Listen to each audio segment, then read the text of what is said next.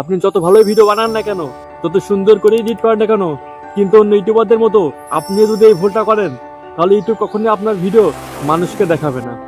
বর্তমান 90% নতুন ইউটিউবাররাই এই ভুলটা করছে, এজন্য তাদের ভিডিওতে ভিউ হচ্ছে না।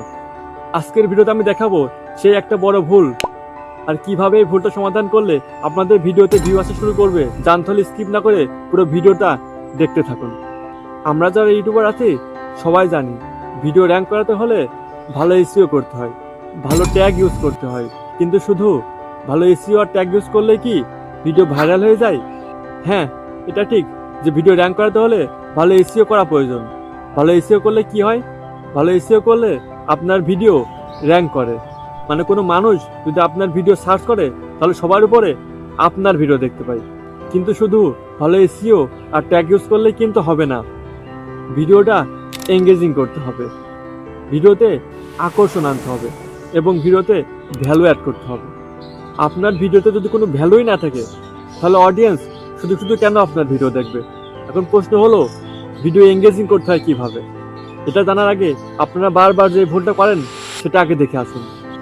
প্রবলেমটা হলো আপনাদের ভিডিওর ইন্ট্রোটা খুব দুর্বল।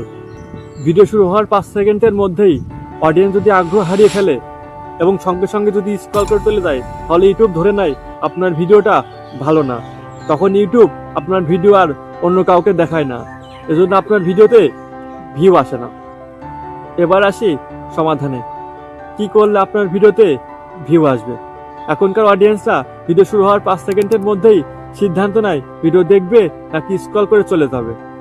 ভিডিও শুরু হওয়ার 5 সেকেন্ডের মধ্যেই আপনি যদি অডিয়েন্সকে হুক করতে পারেন, আপনার ভিডিওতে অডিয়েন্সদের শেখা বা দেখার মতো ভ্যালু অ্যাড করতে পারেন, আর আপনার ভিডিওটা যদি অডিয়েন্স ফুল টাইম ওয়াচ করে, তাহলে আপনার ভিডিওতে ভিউ লাখ কেন মিলিয়নে হিট করতে পারে। আপনারা যদি আপনাদের ভিডিওতে হুক ক্রিয়েট করতে না পারেন তাহলে আমাকে কমেন্ট করেন। ততক্ষণ সবাই ভালো থাকবেন, আর আমাদের চ্যানেল নতুন হলে চ্যানেলটা সাবস্ক্রাইব করে আমাদের পাশে থাকবেন। ভালো থাকবেন বন্ধুরা, দেখা হচ্ছে পরের ভিডিওতে।